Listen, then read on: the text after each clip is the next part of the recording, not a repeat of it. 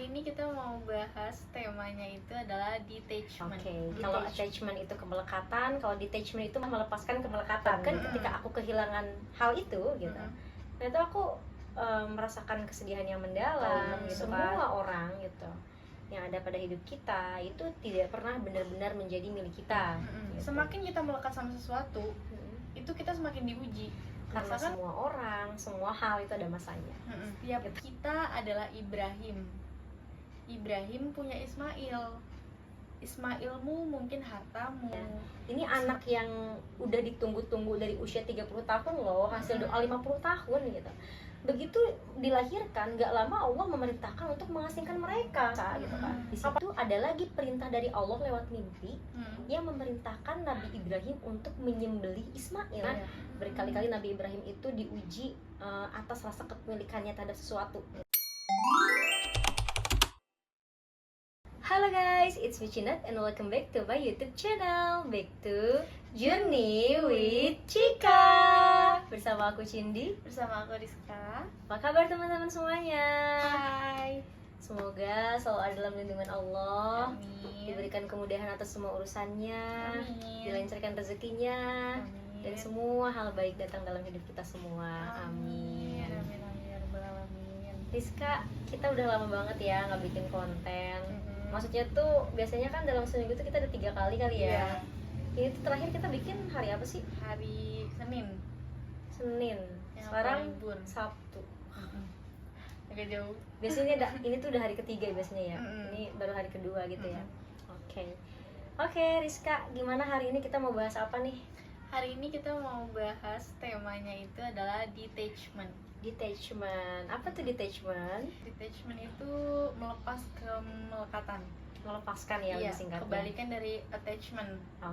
Kalau attachment itu kemelekatan, kalau detachment itu melepaskan. Maksudnya adalah melepaskan kemelekatan gitu. Betul. Kenapa terinspirasi untuk bahas soal detachment? Karena yang aku rasa, bahkan aku sendiri itu susah gitu untuk berusaha tidak melekat, apalagi udah melekat. Dan aku pengen banget sih bahas ini supaya jadi reminder buat orang banyak, buat diriku sendiri, bahwa kita tuh nggak boleh melekat terhadap apapun. Ya, betul. Entah itu sesuatu ataupun seseorang gitu ya. Benar. Ini sempat kita bahas di konten sebelumnya tuh yang aku bilang ntar kita bahas detachment ya gitu. Oh iya. Dan akhirnya kesampaian sekarang kita akan bahas masalah detachment gitu. Benar. Semoga banyak pesan yang akan tersampaikan untuk teman-teman semua gitu ya. Karena jujur aku pun sama gitu. Aku adalah tipe orang yang ketika aku memiliki sesuatu gitu, aku selalu benar-benar merasa memilikinya seutuhnya gitu. Jadi aku benar-benar attach terhadap mereka atau terhadap barang tersebut gitu. Jadi benar-benar melekat nih terhadap sesuatu tersebut gitu, yang menyebabkan ketika aku kehilangan hal itu gitu, nah itu aku merasakan kesedihan yang mendalam gitu kan, terus merasakan hari-hari yang sangat berat gitu. Kenapa? Karena aku terlalu melekat sama hal itu gitu ya. Nah dan akhirnya di situ barulah tahu istilah detachment gitu. Di situ aku mulai baca-baca gitu kan, cari tahu tipsnya gimana sih biar aku bisa melepaskan kemelekatan ini, sehingga aku tidak terpuruk dalam kesedihan sehabis aku kehilangan sesuatu gitu ya. Dan ternyata memang tipsnya banyak, tapi tidak semudah itu untuk aku terapkan dalam hidup aku. Iya, memang gak gampang sih. Gak gampang. Perlu banyak melewati fase-fase proses supaya kita bisa sampai di titik detachment. Mungkin hal pertamanya itu adalah menyadari kali ya. Menyadari kalau misalkan segala sesuatu atau semua orang gitu yang ada pada hidup kita itu tidak pernah benar-benar menjadi milik kita gitu. Jadi jangan merasa memilikinya, jangan terlalu melekat kepadanya gitu ya. Kalau kita memiliki suatu barang ya udah cukup rawat barang itu dengan baik gitu kan. Tapi jangan sampai ketergantungan sama barang tersebut gitu. Sehingga ketika barang tersebut hilang ntar kita sedih gitu kan, kita kayak harta mungkin gitu, harta bisa jadi betul gitu. Karena semuanya titipan, baik harta, orang-orang yang ada dalam hidup kita itu semuanya titipan, entah itu keluarga, teman, pasangan gitu kan, atau partner kerja juga sama, mereka semua titipan gitu. Dan kalau misalkan kita tidak pernah melekat terhadap mereka, kita cukup hadir di hidup mereka dengan sebaik mungkin gitu, kita tidak attach dengan mereka, maka ketika suatu saat titipan itu diambil sama Allah gitu ya, kita mungkin sedih tapi tidak akan berlarut-larut gitu. Nah, buat orang-orang yang memang selalu merasa memiliki akan suatu hal atau seseorang gitu, ketika kehilangan cenderung akan sangat down sih gitu ya.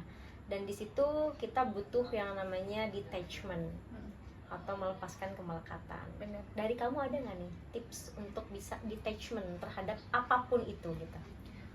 Kalau dari aku tipsnya sih kita jangan merasa memiliki ya. Sama berarti yang tadi kata aku. Kayaknya Kalau sama, udah karena emang kalau udah terlanjur merasa memiliki lalu kemudian kehilangan gimana tuh? kalau udah terlanjur merasa memiliki ya sadarin, balik lagi sadarin kalau nggak Intinya ada yang- gini, berarti nggak ada kata terlambat untuk menyadari iya, gitu ya. walaupun kita udah merasa memiliki tapi kita ingat lagi, karena gini, semakin kita melekat sama sesuatu itu kita semakin diuji. Misalkan aku terlanjur merasa seseorang itu milik aku gitu.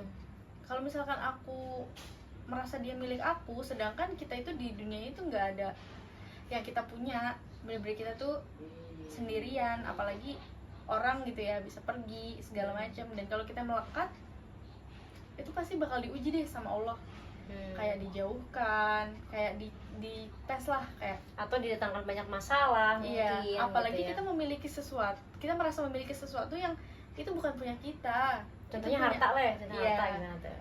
itu punya semuanya, baik lagi semuanya itu punya Allah, nggak ada yang kita punya di dunia ini gitu.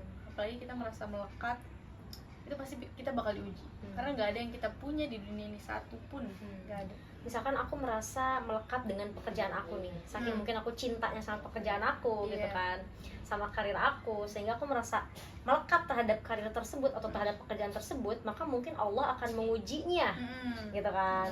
Entah itu misalkan tiba-tiba pekerjaannya jadi rumit gitu ya, Jadi lebih terus berat. jadi lebih berat gitu, yang memungkinkan aku untuk merasa tidak nyaman, dan akhirnya mungkin bisa aja aku sampai kayak harus meninggalkan pekerjaan tersebut gitu ya. Di situ pasti aku akan ngerasa sangat depresi mungkin ya, karena aku melekat terhadap si pekerjaan tersebut Iya, gitu. betul. Tapi kalau misalkan aku tidak merasa melekat dari pekerjaan tersebut gitu, semisal satu waktu pun aku harus kehilangan pekerjaan itu, aku cuman yang kayak oh ya udah, mungkin masnya sudah habis, mari kita cari pekerjaan lain Iya, yang lebih baik. yang lebih baik. Karena semua orang, semua hal itu ada masanya gitu, nggak ada yang abadi ya. Nggak ada yang abadi, Betul, termasuk orang ya. masuk orang, apalagi orang Apalagi berubah. orang, betul, berubah-ubah. Ada yang memang hilang karena perubahan, ada yang hilang memang karena diambil sama yang punyanya gitu ya, entah itu keluarga atau apa gitu. Oke, nah dari detachment ini ada nggak sih satu contoh yang mau kamu jabarkan yang bisa menjadi panutan nih untuk kita, oh iya ya gitu, dari kisah tersebut misalkan, oh gue paham nih kalau misalkan detachment itu perlu gitu. Ada nih, aku nemu quotes lagi, baik lagi dari TikTok. Kata-katanya tuh kayak gini: setiap kita adalah Ibrahim. Ibrahim punya Ismail. Ismailmu mungkin hartamu, Ismailmu mungkin jabatanmu, Ismailmu mungkin gelarmu, Ismailmu mungkin egomu, Ismailmu adalah sesuatu yang kau sayangi dan kau pertahankan di dunia ini. Ibrahim tidak diperintah Allah untuk membunuh Ismail. Ibrahim hanya diminta Allah untuk membunuh rasa kepemilikan terhadap Ismail, karena hakikatnya semua adalah milik Allah. I know. Kebetulan aku tahu kisahnya ya. Boleh kamu jabarkan dulu, ntar aku nambahin. Jadi Ibrahim ini mungkin sempat melekat kayaknya ya Terhadap anaknya ini. Iya, karena yang aku tahu kisahnya itu dia belum dikaruniai anak ya selama beberapa tahun. Terus pas dikaruniai anak malah disuruh disembelih gitu. Dan mungkin di situ Allah ngetes kita tuh nggak boleh merasa memiliki gitu. Setahu aku sih gitu sih. Iya. Oke. Aku boleh nambahin ya. Kebetulan kisah Nabi Ibrahim ini adalah kisah yang aku tahu dari aku SD gitu. Jadi dulu tuh aku emang sering banget cerita-cerita sama kakek aku. Kebetulan almarhum ya udah meninggal. Iya. Almarhum kakek aku ini orang yang senang sekali bercerita tentang kisah Nabi dan Rasul. Dan dulu aku udah suka mendengarkan dari kecil gitu. Ini nempel banget di ingatan aku sampai aku dapet kisah itu dari almarhum kakek aku, yang selanjutnya tuh selalu aku ceritain ke teman-teman aku gitu, di sekolah, di pengajian gitu ya. Jadi ini lumayan di luar kepala aku nih gitu ya. Aku nggak tahu sih, mungkin ada yang aku lupa atau enggak, cuman seingat aku memang pertamanya kan Nabi Ibrahim alaihissalam ini dia itu menikah dengan Siti Syarah ya. Istri pertama itu Siti Syarah gitu. Seingatku ya, ini kalau salah nggak apa-apa boleh dikoreksi di kolom komentar gitu. Karena aku nggak persiapan, nggak buka-buka lagi. Jadi di umur 25 tahun kalau nggak salah Nabi Ibrahim itu nikah dengan Siti Syarah gitu ya. Setelah 5 tahun pernikahan, berarti ketika Nabi Ibrahim usia 30 tahun, itu dia belum memiliki anak sama sekali. Gitu kan. Nah, di situ Nabi Ibrahim alaihissalam itu mendawamkan doa Robbi habli minas solihin. Gitu. Yang artinya itu, ya Allah, karuniakanlah kepadaku keturunan putra-putri yang soleh dan solehah. Itu doa Nabi Ibrahim gitu. Nah, Nabi Ibrahim ini salah satu kekasih Allah ya, yang mana dia itu emang banyak sekali diuji sama Allah gitu. Di antaranya tadi setelah 5 tahun pernikahan belum dikaruniai anak gitu. Sampai akhirnya di umur 30 sampai umur 80 tahun. Nabi Ibrahim itu mendawamkan doa Robbi habli minas solihin ini. Berarti 50 tahun ya. Belum dikaruniai anak sama sekali, doanya nggak berhenti. Bayangkan kita ya kan yang punya hajat, punya keinginan gitu. Kita berdoa baru sehari, 2 hari, seminggu, 2 minggu belum dikabul, kadang kita berhenti. Gitu ya. Nabi Ibrahim ini sampai 50 tahun. Dia tidak menghentikan doanya ini gitu. Sampai di situ Nabi Ibrahim kan nikah lagi lah akhirnya gitu dengan Siti Hajar gitu ya. Nikah dengan Siti Hajar. Nah, satu waktu ketika Nabi Ibrahim ini sedang berdoa kepada Allah seperti biasa, Robbi habli minas solihin, turunlah malaikat Jibril gitu. Nah, malaikat Jibril ini berkata kepada Nabi Ibrahim, wahai Ibrahim kekasih Allah gitu, Allah akan mengabulkan doamu gitu. Yaitu engkau akan diberi keturunan oleh Allah. Tapi ada syaratnya, yaitu syaratnya engkau harus dikhitan dulu gitu. Sunat betul ya. Nah, bayangkan ya usia 80 tahun loh ini ya, Nabi Ibrahim disuruh sunat atau khitan gitu. Ini kan pertama kali adanya syariat khitan wajib bagi laki-laki dan sunnah bagi perempuan itu kan setelah Nabi Ibrahim disunah sebenarnya. Gitu. Mungkin adanya udah dari lama, cuma hukumnya nggak ada awalnya gitu. Nah, setelah Nabi Ibrahim ini disunat, akhirnya hukumnya berubah menjadi wajib bagi laki-laki dan sunnah bagi perempuan gitu ya. Di situ akhirnya Nabi Ibrahim melakukan sunat gitu, melakukan khitan gitu. Nah, setelah itu nggak lama Siti Hajar hamil gitu ya. Siti Hajar hamil gitu, anak yang ditunggu-tunggu banget ya gitu. Banget setelah sekian tahun. Sampai akhirnya Siti Hajar melahirkan, lahirlah bayi laki-laki yang diberi nama Ismail gitu ya. Nah, nggak lama dari kelahiran anaknya itu, Nabi Ibrahim mimpi gitu kan. Mimpinya ini ya Allah datang gitu kan dan memerintahkan Nabi Ibrahim untuk mengasingkan Siti Hajar sama Nabi Ismail ini ke Mekah. Dulu tuh Nabi Ibrahim tinggalnya di Syam. Ya kalau nggak salah di Syam deh ya. Disuruh diasingkan, ditaruh di Mekah gitu kan. Bayangkan deh Riz gitu ya. Ini anak yang udah ditunggu-tunggu dari usia 30 tahun loh, hasil doa 50 tahun gitu. Begitu dilahirkan, gak lama Allah memerintahkan untuk mengasingkan mereka. Apalagi di Mekah yang saat itu tuh belum ada penduduk sama sekali. Belum ada, gersang, gak ada mata air sama sekali gitu. Di situ Nabi Ibrahim dengan berat hati gitu ya menyampaikan perintah tersebut kepada istrinya. Dan Siti Hajar gitu, dia menjawab, kalau ini perintah Allah, saya ridho gitu. Nah, akhirnya Siti Hajar diantarlah sama Nabi Ibrahim ke Mekah di sana gitu kan. Diantar ke Mekah, diasingkan yang benar-benar tidak ada pepohonan gitu kan, nggak ada sumber mata air, tapi Siti Hajar percaya Allah itu pasti menghidupi mereka, pasti ada rezekinya gitu kan istilahnya gitu. di situ ya udah Nabi Ibrahim meninggalkan mereka, dia kembalilah ke Syam, ke Siti Syarah gitu kan. Yang nggak lama kan sebetulnya di situ Siti Syarah pun hamil. Oh iya. Iya, nggak lama dari situ. Yang lahirnya itu kalau nggak salah Nabi Ishak. Jadi doa Rabbi habli minas solihin ini tuh bener dikabul sama Allah karena keturunannya itu soleh-solehah ya gitu. Dua-duanya nabi gitu. Kemudian bahkan yang aku dengar, yang aku tahu ya, Nabi Muhammad SAW pun itu masih keturunan dari Nabi Ibrahim alaihissalam. Gitu. Oke, lanjut ya. Nah, setelah itu kan Siti Hajar ini mungkin lama-kelamaan bekal minumnya habis kan. Gitu. Karena kan nggak ada sumber mata air di sana. Nah, di situ lama-kelamaan asinya beliau tuh habis juga dong gitu. Karena kan dia nggak minum. Betul gitu. Nah, Nabi Ismail di sana nangis karena dia kehausan kan. Seorang bayi loh gitu ya. Nangis karena kehausan. Di situ Siti Hajar akhirnya dia mencari tuh, dia lari ke Bukit Sofa gitu. Yang sekarang Bukit Sofa namanya, dulu mah belum ada namanya ya.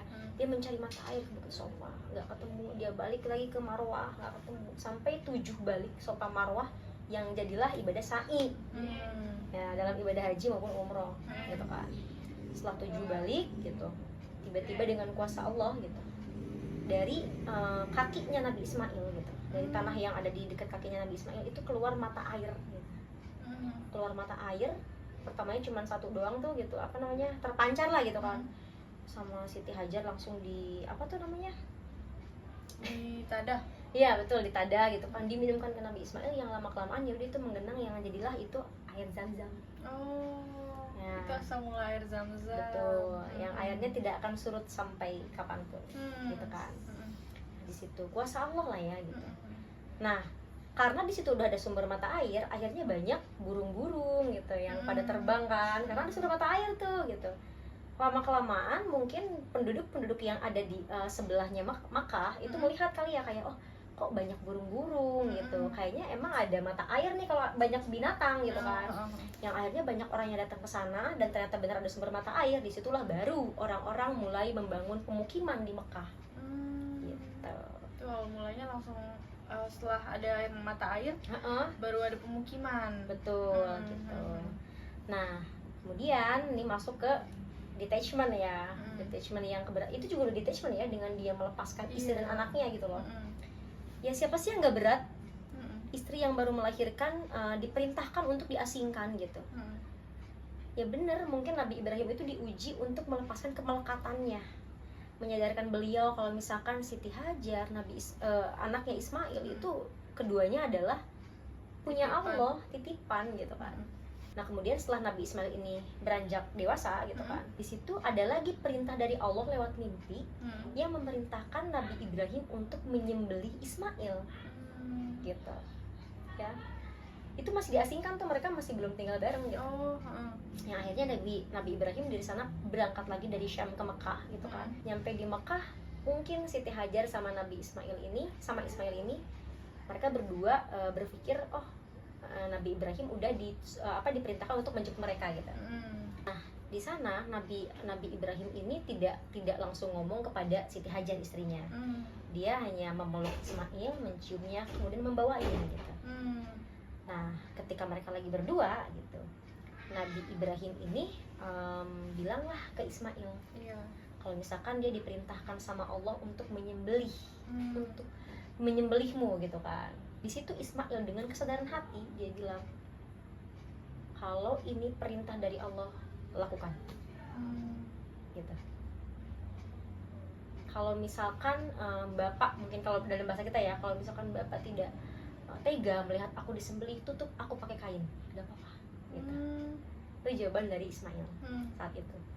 Nah, di sana Siti Hajar digoda sama setan. Dia ada setan yang datang ke dia gitu kan. Dia bilang kalau, lihat deh, Ibrahim tuh nggak sayang sama kalian gitu kan. Udah mah kamu setelah melahirkan langsung diasingkan gitu kan. Sekarang kamu tahu kenapa Ismail dibawa ke sana gitu kan sama Ibrahim? Itu untuk disembelih kata gitu. Siti Hajar belum tahu. Siti Hajar bertanya tuh kepada setan tersebut kan, kayak itu Ibrahim menyembelih Ismail memang atas perintah siapa, kata dia. Setan itu tuh menjawab kayak, itu perintah dari Allah, makanya kan Allah tuh nggak sayang sama kalian gitu kan. Di situ Siti Hajar dengan lantang bilang, kalau ini perintah Allah, jangankan Ismail, kalau diperintahkan juga untuk menyembelih aku, maka aku ridho karenanya. Itu jawaban Siti Hajar. Jadi dia pun tidak tergoda dengan rayuannya setan, dengan godaannya setan gitu kan. Nah yang akhirnya ternyata betul tadi yang kata kamu, bahwa Allah itu hanya menguji atas rasa kepemilikannya Nabi Ibrahim. Karena begitu Nabi Ismail ini ditutup pakai kain, lalu kemudian disembeli, ternyata Ismail diganti dengan domba. Kambing. Ya, domba apa Domba kambing? kambing ya? Domba deh kalau nggak salah. Oh, domba. Mungkin itu kisah yang sedikit kisah yang aku tahu tentang kisahnya Nabi Ibrahim alaihissalam gitu ya. Hasil doanya beliau tentang supaya diberikan keturunan yang soleh dan solehah itu dikabul sampai ke yang tadi aku bilang. Nah bahkan Rasulullah SAW pun itu masih ada garis keturunan dari Nabi Ibrahim alaihissalam. Nah itu kisah Nabi Ibrahim ya, yang emang aku tahu gitu, dan memang nyambung banget sama detachment karena berkali-kali Nabi Ibrahim itu diuji atas rasa kepemilikannya terhadap sesuatu gitu ya, terhadap istri dan anaknya juga gitu. Dan tadi aku benar-benar setuju banget sama kata-kata kamu gitu, bahwasannya mungkin kita ini adalah Ibrahim, yang mana kita merasa memiliki sesuatu dan melekat terhadap sesuatu, entah itu karir kita, orang-orang tercinta kita, baik keluarga, teman, pasangan gitu ya, ataupun harta kita mungkin gitu, yang satu waktu ketika kita merasa melekat atau memilikinya, Allah akan mengujinya, kayak gitu kan. Dan ketika kita bisa ikhlas gitu kan, kita bisa ikhlas dan akhirnya melepaskan kemelekatan itu, kadang mungkin hal itu akan balik lagi ke kita, atau ketika hal itu nggak balik ke kita pun akan diganti dengan yang lebih baik. Kuncinya detachment dulu aja gitu. Selama kita nggak bisa detachment, kita akan dibuat gila sama perasaan kita gitu ya. Kita akan terus melekat, yang akhirnya diuji terus. Kalau nggak bisa ikhlas, nggak bisa lepas, kita akan depression mungkin. Dan untuk digantinya pun akan lama mungkin ya, karena kita belum bisa melepaskan kemelekatan kita terhadap sesuatu yang sudah lewat mungkin, atau sudah hilang gitu. Dari kamu mungkin ada pengalaman about detachment ini gitu, yang mungkin awalnya kamu merasa susah tapi akhirnya kamu bisa, dan ketika kamu bisa, hal apa yang kamu dapatkan gitu? Ada sih pengalaman aku. Jadi dulu aku sempet punya hubungan yang dimana aku tuh attach banget sama dia, melekat sampai banget. Sekarang pun ketika ini tuh aku bisa nangis lagi gitu, karena mungkin terlalu banyak hal yang aku laluin sama dia gitu kan. Yang aku pikir ibu aku akan selamanya sama aku, ternyata udah duluan. Gak ada sesuatu atau seseorang pun yang bener-bener itu milik aku gitu. Dan saat aku udah ikhlas, udah gak ngarepin apapun, aku cuma percaya suatu hari nanti pasti akan ada waktunya aku bahagia. Gak pakai panjang pimpinan pesantren tersebut, Pak Haji Wawan ya. Aku pengen berterima kasih banget ya. Gimana sih caranya Mbak Cindy untuk bisa detachment atas kejadian yang udah pernah terjadi? Bukan dia punya aku punya dia, bukan. Tapi ya kita sama-sama berjalan di jalannya masing-masing. Bilang kita di hidup siapapun cukup hadir dengan sebaik mungkin gitu, jangan sampai merasa memiliki atau merasa terikat sama dia.